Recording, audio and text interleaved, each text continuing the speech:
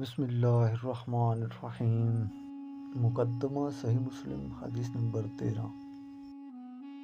سفیان بن حسین سے روایت ہے، کہا ایاس بن معاویہ نے مجھ سے مطالبہ کیا اور کہا، میں تمہیں دیکھتا ہوں کہ تم قرآن کے علم سے شدید رغبت رکھتے ہو، تو میرے سامنے ایک سورہ پڑھو، اس کی تفسیر کرو تاکہ جو تمہیں علم ہے میں بھی اسے دیکھوں۔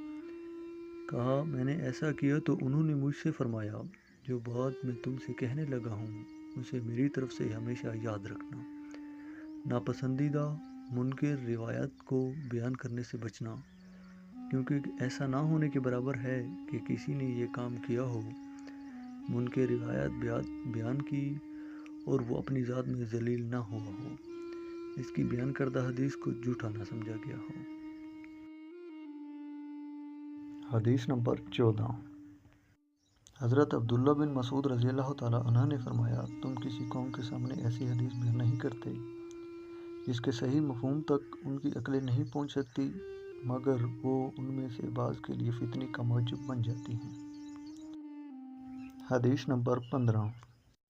ابو حامد